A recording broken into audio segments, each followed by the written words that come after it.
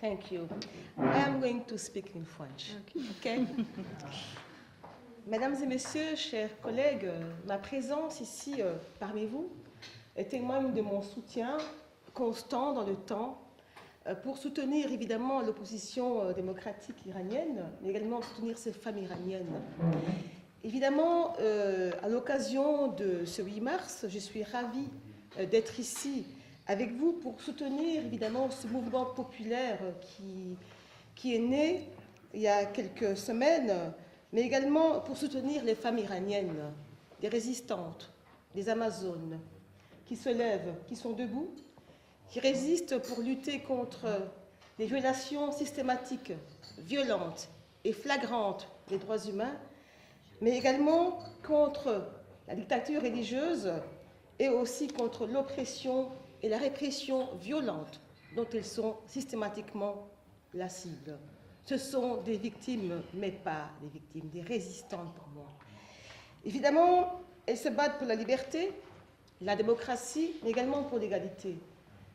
Ces dernières années, j'ai eu l'occasion de participer à plusieurs reprises, à Paris, à Genève, à Bruxelles, à des manifestations organisées justement par la résistance iranienne.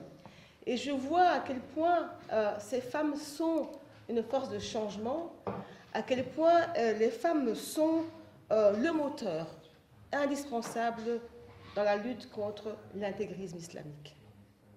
On l'a vu dans la vidéo et dans les images qui ont circulé ces derniers mois, à quel point le rôle des femmes a été important lors de ce soulèvement.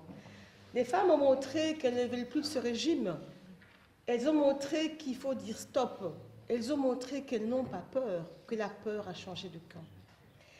Et je pense également qu'à ces femmes qui ont ôté leur voile en signe de liberté, ces femmes ont touché un symbole fort, un des fondements du régime totalitaire en Iran. Et donc je crois vraiment qu'aujourd'hui, le peuple iranien, je l'ai dit, n'a plus peur, et il ne voit plus dans ce régime une réforme possible. Tant qu'il y aura au pouvoir les mollahs, il n'y aura pas de réforme possible, pas de démocratie possible. Et c'est pour ça qu'il faut passer ce message à nos gouvernements, à nos États, mais également à la communauté internationale, afin qu'elle mette les droits humains au-dessus des intérêts à la fois économiques et géostratégiques, et qu'également elle entende cette volonté du peuple iranien et des femmes iraniennes en particulier.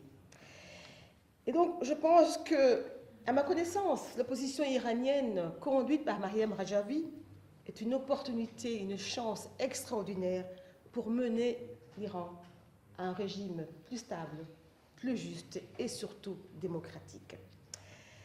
Et je pense qu'il faut les soutenir.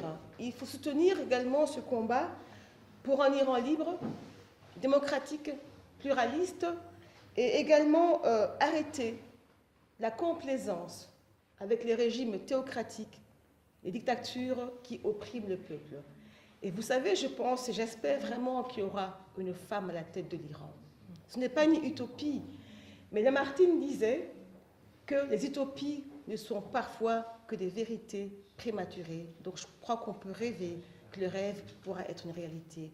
En tout cas, vous avez mon soutien ici et demain, parce que je pense que les femmes, sans liberté des femmes, il n'y aura jamais de démocratie. Je vous remercie.